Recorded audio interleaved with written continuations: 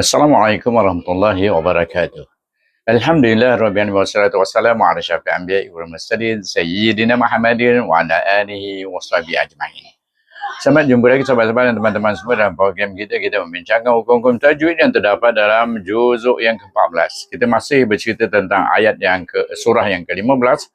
Ayat yang akan kita bincangkan hari ini ialah ayat yang ke-43 hingga 47. Jadi untuk itu, sahabat-sahabat tumpukan perhatian semua di papan putih belakang saya tersebut dan saya akan menjelaskan setiap hukum yang terdapat pada ayat tersebut dan bagaimana membacanya, dan kita akan lihat selepas itu, kita lihat bagaimana membacanya berdasarkan hukum tajwid yang telah kita jelaskan, dan kita akan melihat makna ayat yang kita baca supaya kita faham, supaya kita mendapat petunjuk taufik dan hidayah daripada Allah SWT. Berarti kita dapat ilmu dari Allah SWT, insyaAllah. Baik, kita mulai dengan A'udzu billahi minasyaitonir rajim. Bismillahirrahmanirrahim. Baik, perhatian yang pertama kalimah iaitu yang pertama ialah kita wa inna ataupun wa in, iaitu hamzah ya nun bertasydid, naklah baca dengan wajibul gunnah. Hukumnya wajibul gunnah, wajib didengungkan dengan dengung dua harakat pada in. Baik, kemudian kita sambung nun dengan jim, tidak ada apa hukum antara wa inna dengan jahannam. Baik, mana kita terus saja wa inna jahannam. Baik, han di sini perhatikan ada juga nun bertasydid dibaca dengan wajib bergunah dengan dua harakat. Nun alif lam mim kita sukunkan kalau kita berhenti. Kalau kita menyambung kita jahannam alam, ya, jahannam alam mau, jahannam alam. Sambung saja, tak ada apa hukum. Jahannam lamau, jahannam lamau iduhum, lamau iduhum, lam alif lam mim alif waw. Perhatikan waw huruf mat, tetapi dia tidak dibaca dengan mat, tak boleh baca dengan mat kerana dia bukan berbaris waw, dia berbaris alif, maka dibaca dengan lin. Iaitu apa maksud bacaan lin? Lembut dan mudah menyebutnya. Mau, daripada ma dan muncul dengan bibir. Mau. Sekali sebut mau. La mau. Iduhum. Ain ya'i. Dengan tawasud sifatnya dari segi suaranya. Dan dari segi nafasnya iaitu jahar. In. Ain ini berjahar. Sifat jawab. Nafas itu tertahan. Suara pertengahan. Dan waduha wa mim. Mim sukun dibaca dengan izhar. Kerana ada tanda kepala ha itu menunjukkan dia dibaca dengan izhar. Ada sebab kenapa dia baca dengan izhar, dipanggil izhar syafawi kerana huruf mim berkaitan dengan huruf mim, huruf mim sakinah. Kerana dia bertemu huruf hijaiyah selain daripada huruf mim, selain daripada huruf ba. Mana selain daripada huruf mim, selain daripada huruf ba, dia baca dengan izhar syafawi. Melainkan bertemu dengan mim, bertemu dengan ba. Seperti kita akan jumpa nanti bertemu dengan mim bertemu dengan mim. Baik, kita sambung sini. Dia baca izhar syafi, hamzah, alif, a bergabung dengan jim. Aja dengan kubra kalau berhenti pada sebut aja. Tapi bila sambung dengan ajma, mana aja tadi kalau lantunan yang kuat tadi menjadi perlahan. Kalau sugra, kerana jim berada di tengah kalimah. Di tengah kalimah itu antara hamzah dengan mim. Jadi bacaan kalau sugra mim alif ma'in ya'i ya huruf mat, nun disukunkan, kita baca dengan mat arif lisukun, boleh baca 2, 4 atau 6 harakat. Okey, selesai. Ayat yang ke-43. Dan kita kalau nak menyambung ayat 43 dengan ayat 44 bagaimana? Nun terus saja sambungan lam. Ajma'ina laha, tapi ini dia baca dengan mat asli. Tak adalah mat arif disukun. Tetap dibaca dengan mat juga, tapi mat asli pada i. Nun alif na, lam alif la, ha alif ada alif mat asli. Iaitu ajma'ina laha sab'ah. Laha, ha dibaca dengan mat asli 2 harakat. Sib alif ba juga huruf qalqalah berada di tengah kalimah, maka dibaca dengan qalqalah sugra. Yang kita yang membaca dengan sugra itu, iaitu secara otomatis kalau kita menyebut dengan betul makhrajnya dan sifat huruf tu huruf ba, huruf bibir, saba buka dia sab'a. Bila nak pergi pada a, ba tadi menjadi perlahan. Kalau dia saba keluar dengan kubra. Baik, sab'atu dan abawabilikul. Baik, perhatikan hamzah alif ba bertemu lagi ba sama kalau segura juga. Abawabim, bil. Abawabil likul. Mana dua alif, ada alif baca dengan mat asli. Tanwin bertemu dengan huruf lam adalah huruf idgham. Idgham kamil tapi dibaca tidak boleh dengung. Maknanya kita baca macam mana? Kena buang satu baris. Ba lam bil abawabil likulli. Likulli ba mat asli dua harakat. Sini tak ada apa hukum. Idgham bila gunnah tadi pada tanwin bertemu dengan huruf lam idgham kamil. Tak boleh didengungkan. Dan bertemu dengan ba alif ba mat asli. Dan ba sini tanwin bertemu dengan huruf mim. Huruf makna kita baca dengan idgham ma'al gunnah. Ini idgham kamil, huruf mim, huruf nun. Memang dia bertasydid. Memang dia huruf dengung. Dan setelah dia ada tasydid, jadi kita baca babim dengan dengung dua harakat. Babim minhum. Mim ya nun ada tanda sukun izhar halqi. Awa mim juga izhar syafawi sama juga dengan sini. Sini nun sakinah bertemu dengan huruf izhar, huruf halqiyah. Sebab tu namanya izhar halqi. Jim waw zai juz juz dengan berakhir bunyinya berakhir dengan safir. Huruf zai itu sifat safir sama dengan sin juga. Juz kemudian tanwin wa baris waw itu tanwin baris waw bertemu dengan mim dibaca dengan idgham ma'al gunnah juga dengan dengung dua harakat. Juzum maqsum sawaw mim sum maka di sini kalau segera juga pada kaf sa waw su ada waw huruf mat mim disukunkan, kita akan baca dengan mat alif disukun 2 4 tanwin harakat. Tapi kalau kita menyambung ayat 44 dengan ayat 45, perhatikan bahawa tanwin ini baris dua waw ini bertemu dengan huruf hamzah, huruf halqiyah. Jadi kita kena baca dengan izhar halqi. Macam mana nak baca dia? Maqsumun innal muttaqin. Terus sambung. Pada sini mun tak ada panjang, satu harakat saja, izhar halqi. Tapi sini dibaca dengan mat asli, tak adalah ma'arif disukun akan hilang. Tinggal mat asli, kemudian izhar halqi dan baru bunyikan hamzah ya nun bertasydid wajibul gunnah dengung dan nun bertemu dengan alif lam kamrah dibaca dengan izhar qamari. Kenapa dia cakap baca izhar qamari? Kita baca pada lam yang sukun. Bunyinya jelas. Nal. Innal mut mim wa ta mut. Ya, ada angin tu. Hamastal. Takin. Kalau berhenti, nun kita sukunkan. Nama arif sukun. Tapi kita tak berhenti. Iaitu al-muttaqina fi dibaca mat asli. Dibaca mat asli dua harakat. Jan dengan wajibul gunnah pada jan. Nun alif ada alif mat asli dua harakat. Dan kemudian tanwin bertemu dengan huruf waw.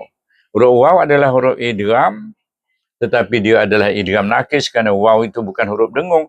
Tapi bacaan kita apabila kita tanwin ini, kita idghamkan kepada huruf waw dengan idgham ma'al gunnah sebuah n nakis itu makna tak sempurna dengan dengung dua harakat. Macam mana bunyinya?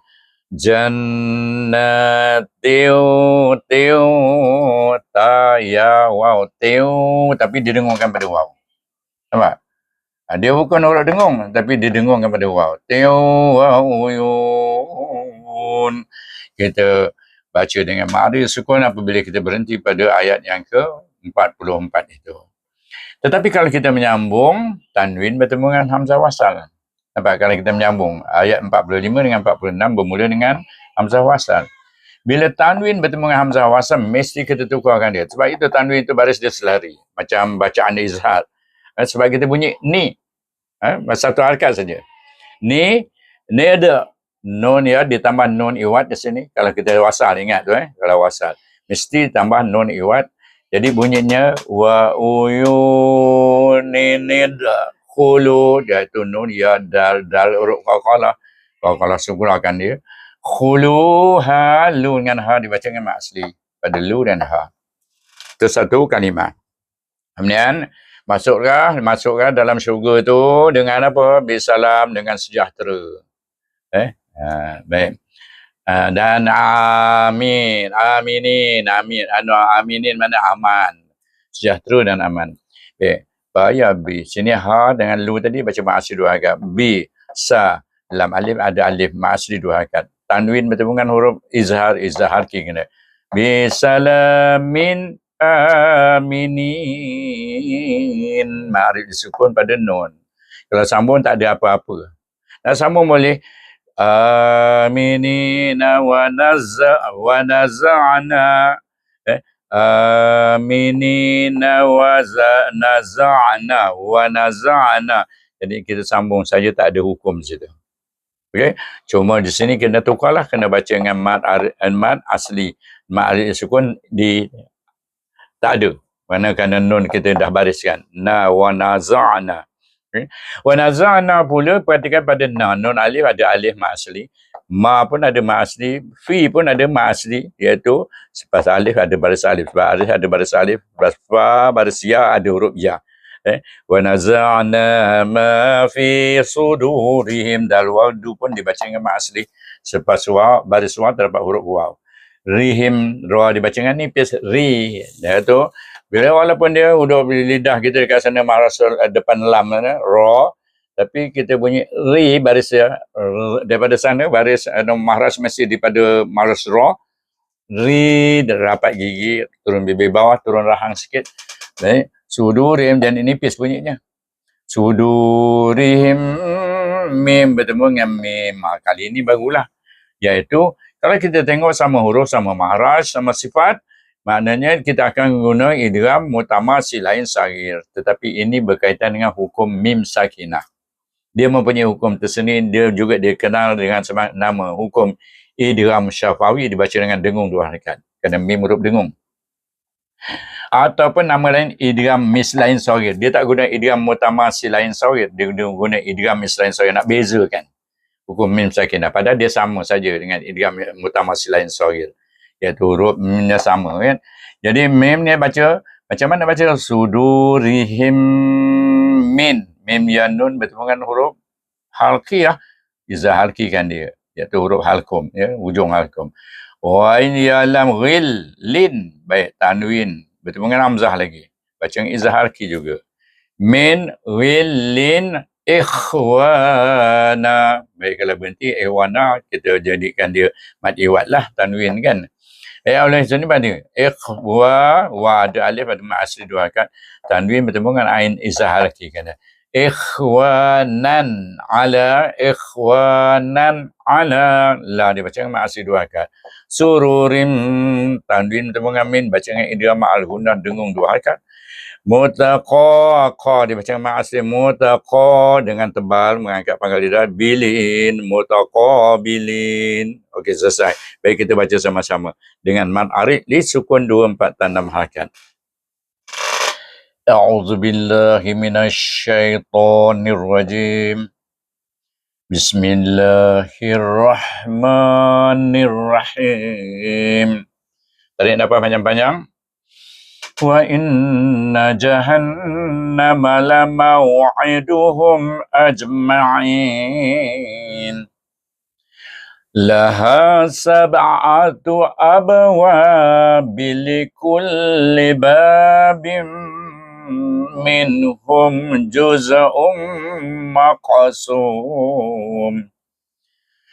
Innal muttaqina fi jannatin wa uyun. Kerana pada kha tadi saya lupa nak sebut. Iaitu kita mula dengan hamzah wasal, kita mula dengan hamzah baris wa. Udkhuluha bisalamin aminin. Wa naza'na ma fi sudurihim min ghillin ikhwana. Min ghillin ikhwanan ala sururim mutaqabilin. Sadaqallahul azim. Jadi itulah caranya kita membaca. Di sini saya jelaskan, iaitu kita bila sambung kita guna mad iwad tadi kan, nun iwad kan, iaitu kita baca satu wa uyuni ni'khulu. Tapi kalau kita memula dengan hamzah wasal, kita bagi baris waw. Udkhulu, kerana berdasarkan pada huruf yang ketiga. Hamzah wasal 1, dal 2, kha baris waw. Jadi kita bagi dia baris waw. Kalau ada lam lain, dia terus baris alif aja. Jadi itu saja yang dapat kita baca. Kita baca maksud ayat yang kita baca sebentar tadi. Ayat yang ke-43 dan 44 dulu. A'udzubillahi minasyaitonirrajim. Bismillahirrahmanirrahim. Apa ayat yang ke-43 kata? Dan sesungguhnya Jahannam itu benar-benar tempat yang telah diancamkan kepada mereka. Siapa tu mereka? Iaitu pengikut-pengikut syaitan dan syaitan itu sendiri. Semuanya, kata Allah. Baik, kemudian Allah bagi tahu lagi. Jahannam itu mempunyai 7 pintu. Ingat, nama dia 7 pintu. Mana apa? Neraka tu. Jadi ada nama tiap-tiap neraka tu ada nama. Jahannam satu, Sakar satulah namanya. Setiap pintu telah ditetapkan untuk golongan yang tertentu dari mereka. Pastilah.